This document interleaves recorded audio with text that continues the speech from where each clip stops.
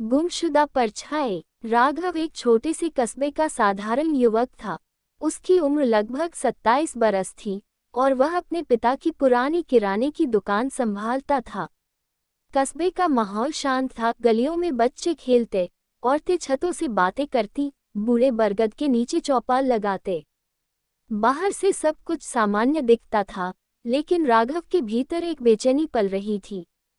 सुबह का वक्त था। सूरज की किरणें नीम के पत्तों से छनकर आ रही थीं। राघव दुकान खोलने निकला, लेकिन दरवाजे पर खड़ा होकर अचानक रुक गया। उसे अजीब सा लगा, जमीन पर उसकी परछाई नहीं दिख रही थी।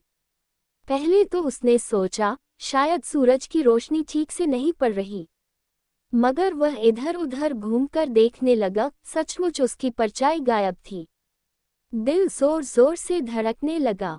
वह घर के आंगन में गया, फिर गली के बाहर तक दौड़ा, लेकिन छाया कहीं नहीं थी। उसका माथा पसीने से भीग गया। ये कैसे हो सकता है? उसने बुदबुदाते हुए खुद से पूछा। दिन भर वह दुकान पर बैठा रहा, लेकिन काम पर ध्यान नहीं दे सका। हर ग्राहक को देखता और सोचता, इनकी परछाई है तो मेरी कहाँ चली गई।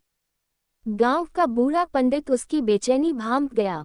बोला, राघव बेटा, तू परेशान लगता है। राघव ने हिचकिचाते हुए कहा, पंडित जी, मेरी परछाई गायब हो गई है। पंडित पहले तो हंस पड़ा। अरे, कैसी बात करता है, परछाई कभी गुम होती है। लेकिन जब राघव ने जिद करके दिखाया कि सचमुच उसकी छाया नहीं है, तो पंडित जी भी चौंक गए। उनका चेहरा गंभीर हो गया। धीरे से बोले, बेटा, ये साधारण बात नहीं है। परछाई आत्मा का दर्पण होती है। अगर यह खो जाए तो समझ ले कि भीतर कुछ बहुत गलत हो रहा है। राघव की रूह कांप गई। कस्बे में एक खबर आग की तरह फैल गई कि राघव की परछाई गुम हो गई है। बच्चे उसे देखकर डरने लगे, औरतें बातें बनाने लगी और कुछ तो उसे अपशकुन तक कहने लगी। राघव को लगने लगा मानो वह अकेला पड़ गया हो। दोस्त भी उससे कतराने लगे। एक दिन उसका बचपन का साथी निखिल बोला, राघव, तूने जरूर कोई पाप किया होगा, तभी तेरी परछाई भाग गई। राघव तिलमिला उठा, निखिल, मैं तो वही हूँ जैसा पहले था। मैंने किसी का बुरा नहीं किया। लेकिन भीतर कहीं न कहीं उसे भी शक होने लगा, क्या सचमुच उसने जीवन में कोई गलती की थी। रात को जब सब सो जाते, राघव अकेला बैठा सोचता। उसे याद आया कितनी बार उसने झूठ बोला, ग्राहकों को सामान में धोखा दिया, गरीब की मदद करने के बजाय मुंह मोड़ लिया।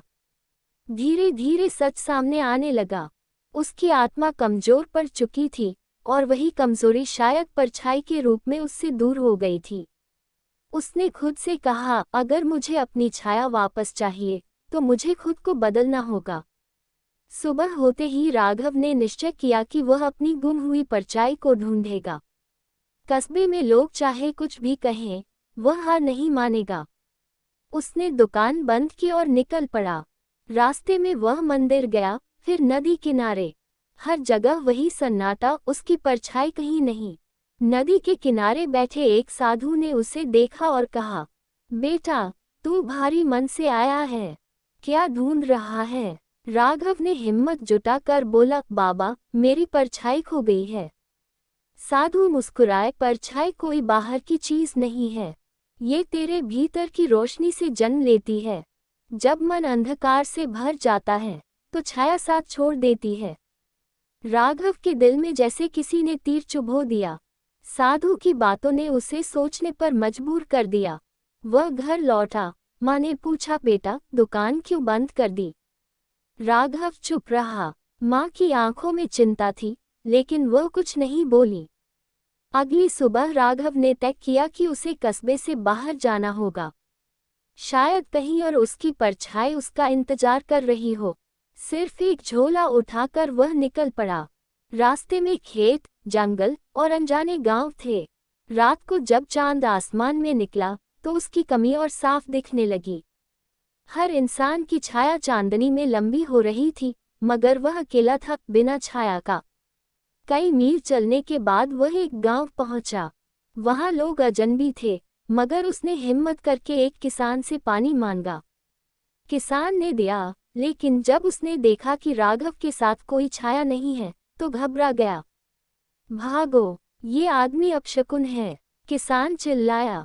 कुछ लोग डंडे लेकर दौड़े। राघव किसी तरह बचकर भागा।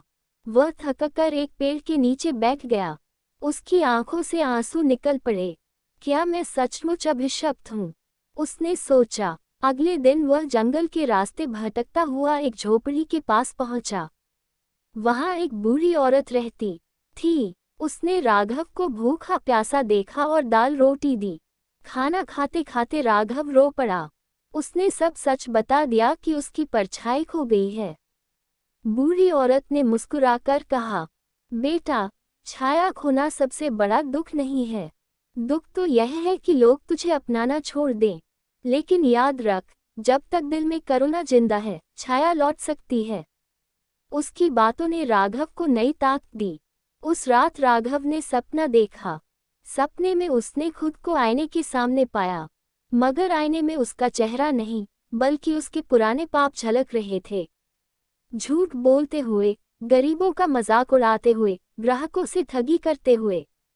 वह कांप उठा। अचानक आईने से उसकी परछाई बाहर निकली, लेकिन गुस्से से बोली, जब तक तू भीतर से साफ नहीं होगा, मैं कभी तेरे पास नहीं लौटूंगी।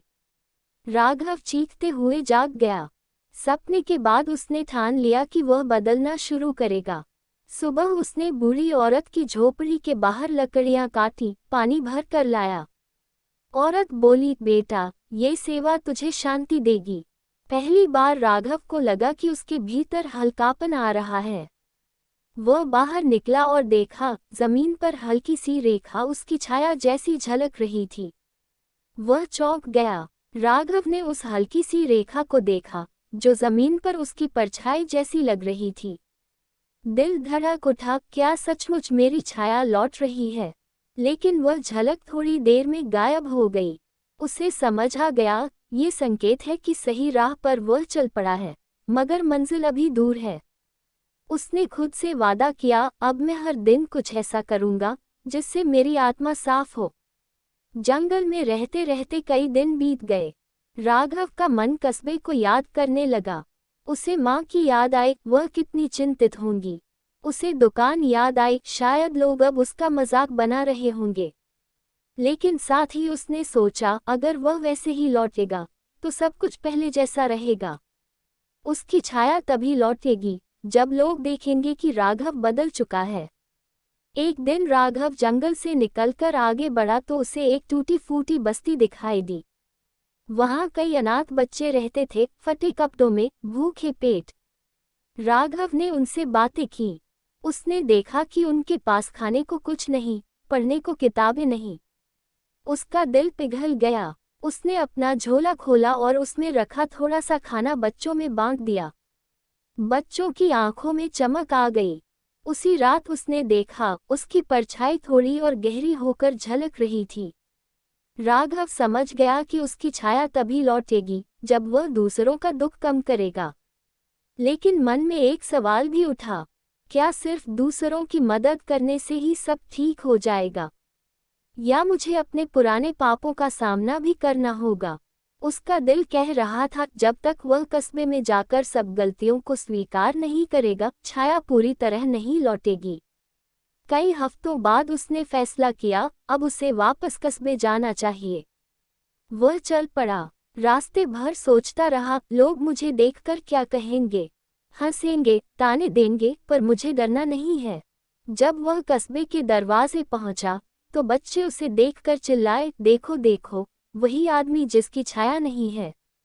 लोग इकट्ठा हो गए। राघव ने गहरी सांस ली और सबके सामने बोला, हाँ, मेरी परछाई गुम हो गई है, क्योंकि मैंने पाप किए थे। मैंने धोखा दिया, झूठ बोला, लेकिन अब मैं वही राघव नहीं हूँ।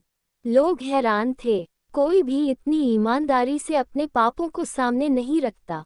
कुछ लोग अब भी हंस रहे थे, लेकिन कुछ की आंखों में नरमी थी।